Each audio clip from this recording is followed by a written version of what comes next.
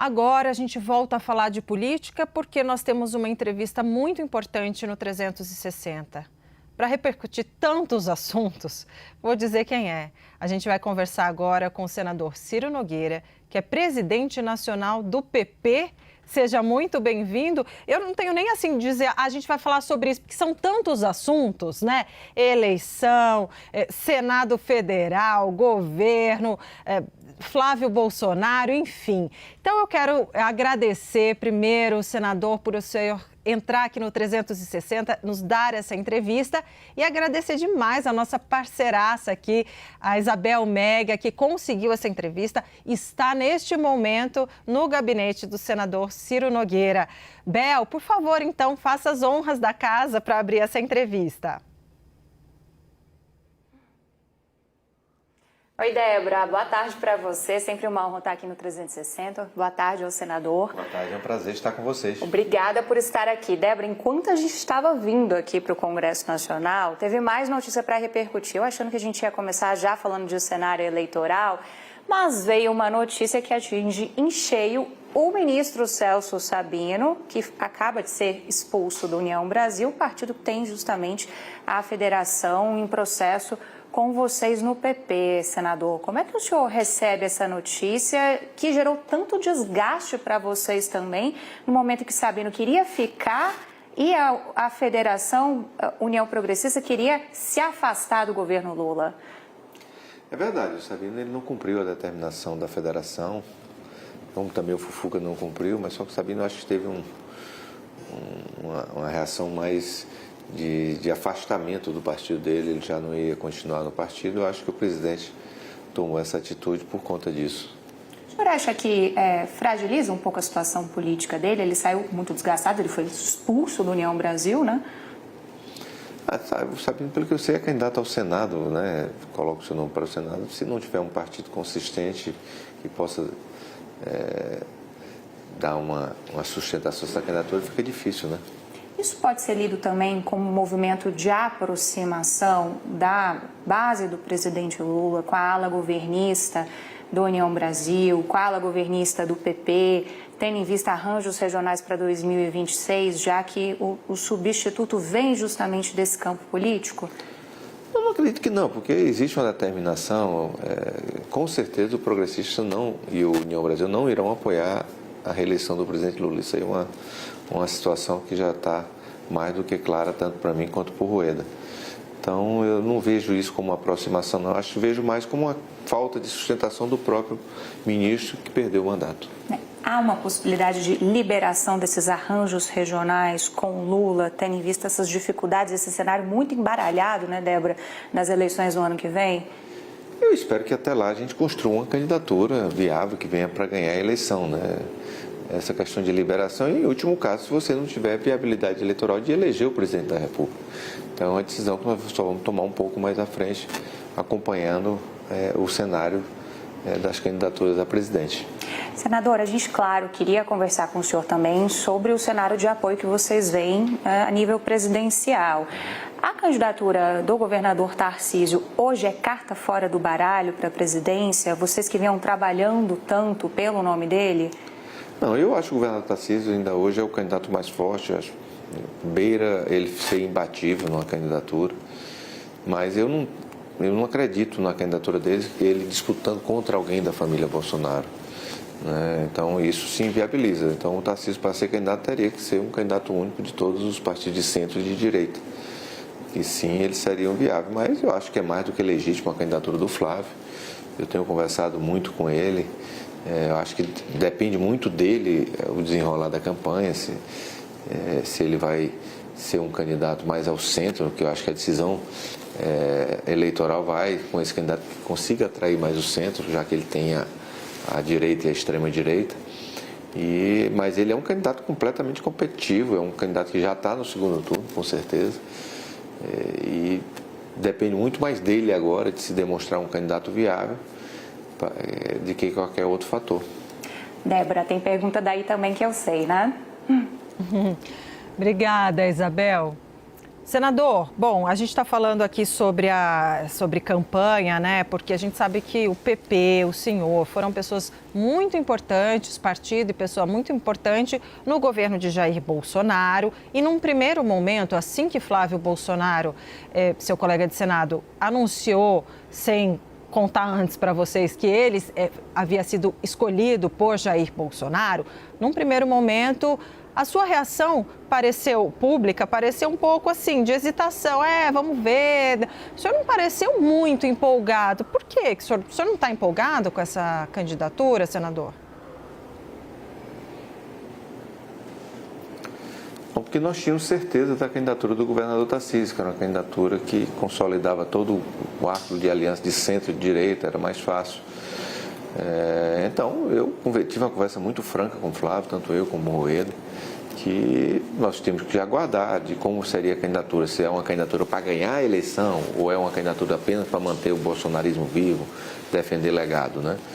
Então, eu acho que isso só o tempo vai dizer se o Flávio está vindo para ganhar essa eleição, se ele está pensando em diminuir a rejeição, se está pensando em falar para o país como um todo, não apenas para uma parcela da população.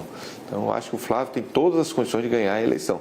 Depende muito mais dele do que de qualquer outra pessoa. Então, nós temos que aguardar. Eu disse que o partido hoje não teria como se posicionar sem aguardar o desenrolar da campanha.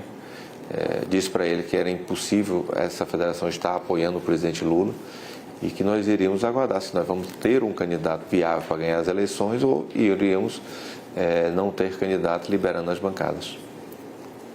Vou chamar o Pedro Venceslau, nosso analista de política, para fazer parte, então, também dessa entrevista. Pedro, sua pergunta para o senador. Boa tarde, senador. Eu queria entender um pouquinho da lógica política dessa saída do Sabino. Ele foi expulso porque permaneceu no governo e o partido se anunciou na oposição. Mas quem assume provavelmente é Gustavo Feliciano, filho de Damião Feliciano, deputado do União Brasil da Paraíba, que foi, ou é ainda, não sei exatamente, vice-líder do governo. Afinal, a União Brasil vai de vez para a oposição em algum momento ou foi um gesto apenas contra o Celso Sabino? Eu acredito que essa troca foi mais por conta do Celso Sabino perder completamente a sustentação, não ter nenhum partido político, já que ele foi expulso, né? Uma coisa mais que foi uma decisão do próprio governo, não foi nem decisão, porque se dependesse do União Brasil ou do Progressista, tanto o Fufu quanto o Celso já teriam saído. Eu acho que essa decisão do hoje cabe mais à decisão do presidente Lula. Isabel, sua pergunta. Obrigada, Débora. Senadora, eu queria voltar para essas conjecturas de Senado, né? O senhor tem uma fala muito ponderada de que a gente tem que aguardar, mas é o momento de vocês recalcularem a rota. A rota até aqui foi calculada com o Tarcísio sendo o nome do grupo político que o senhor representa. Como é que vai ser esse diálogo com o Flávio Bolsonaro? Vocês podem, por exemplo, trabalhar no oferecimento de algum nome para vice? O que vai ser determinante na avaliação do senhor para dizer se vocês vão lançar um voo solo ou se vocês vão ser parte desse plano de candidatura de Flávio Bolsonaro? Acho que depende muito mais dele. Volto a dizer, se ele vai ser um candidato para vencer as eleições, que seja capaz de aglutinar forças políticas, diminuindo a rejeição que é alta, é uma decisão política muito dele, de como ele vai se comportar. Hoje, se ele vai ser apenas um candidato para manter o bolsonarismo vivo, o legado do presidente Bolsonaro. Então, a federação só vai apoiar um candidato que tenha viabilidade para ganhar a eleição. Isso é que eu vou defender. Diminuir a rejeição passa por qual caminho? É ser um Flávio mais moderado do que foi o pai dele no passado? O Flávio é um Bolsonaro que se vacinou, só aí já é um fator muito importante. Ele é muito mais ao centro do que o pai, né? O Flávio é uma pessoa muito ponderada, uma pessoa que é do consenso, uma pessoa que é muito respeitada aqui no Senado Federal. Então, em matéria de moderação da família Bolsonaro, ele com certeza é o mais moderado. Agora, a gente percebe, né, Débora e Pedro, um certo discurso de comemoração também no lado do presidente Lula, porque é um candidato apontado como mais frágil do que seria o governador Tarcísio. Nesse momento, a direita está facilitando para a esquerda, senador? Facilitando, até porque eu acho que é legítima a candidatura do Flávio, já que ele tem o apoio do presidente Bolsonaro, que é o maior eleitor Então ninguém pode condenar ele por isso. Agora, não tenha dúvida que a máquina do governo federal está trabalhando muito para que se consolide essa candidatura, porque eles acham que é mais fácil o presidente Lula ganhar de alguém da família Bolsonaro. Eu não tenho dúvida, essa última pesquisa sair da Quest é uma pesquisa que, do meu ponto de vista, não tem a menor credibilidade. Ela foi feita, acho que pelo Sidônio, para consolidar essa candidatura. Mas isso faz parte do jogo. Não estou aqui para condenar nem reclamar, não. Mas fica bem claro isso, né? Agora, cabe ao Flávio dar a volta nisso e demonstrar que tem mais viabilidade de ganhar essa eleição. Débora. Senador, só para eu entender em termos práticos, tá? O senhor falou, olha, se Flávio, e depende mais dele, mostrar viabilidade de ganhar a eleição, que é para valer, que tem viabilidade eleitoral, né, de votos para ganhar, aí a federação vai apoiar. Qual é o deadline? Porque a gente sabe que é uma corrida eleitoral. Quando? Até quando? Assim, se até março, qual que é janeiro, fevereiro, qual é o deadline?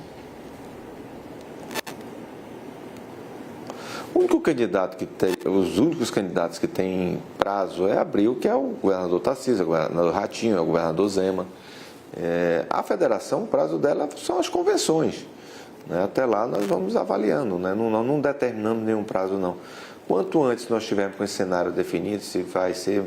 Eu não tenho dúvida que em março nós já vamos ter uma sinalização da viabilidade da candidatura do Flávio para ganhar a eleição. Não tenho dúvida que isso já vai ficar bem claro, não. Qual é o número que mostra que tem viabilidade ou não?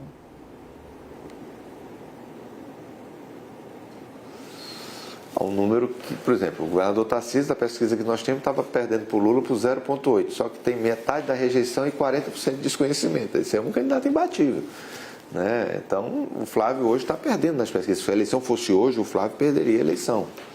Certo? Agora, ele pode ganhar a eleição, até porque a diferença é muito pequena, né, entre um candidato e outro. Não tenho dúvida hoje, se tiver uma disputa entre o Flávio e o presidente Lula, vai ser uma disputa que será decidida na margem de erro, como foi a última eleição. Senador, e para encerrar, o senador Flávio não ficou chateado com o senhor, não? De forma nenhuma. Eu falo com o Flávio praticamente todos os dias. É uma pessoa que ele ficaria chateado se eu enganasse ele, se eu prometesse que eu não vou cumprir. Mas foi uma conversa muito franca e ele não nos pediu o apoio, não. Que nós teremos que apoiar agora. Ele pediu para se aguardar, para ele mostrar que é um candidato viável, que é um candidato que pode ganhar a eleição. Ele está convicto que ganha a eleição. Então, nós temos o melhor relacionamento possível e um diálogo muito franco, e honesto e transparente. Muito obrigada. Nós conversamos com o senador Ciro Nogueira, presidente nacional do PP. Muito obrigada por estar conosco. Isabel Mega também, obrigada demais por viabilizar e conduzir essa entrevista. Obrigada, senador. Até a próxima. Foi um prazer estar com vocês. E obrigada também para o Pedro Venceslau, que nos ajudou aqui nessa entrevista.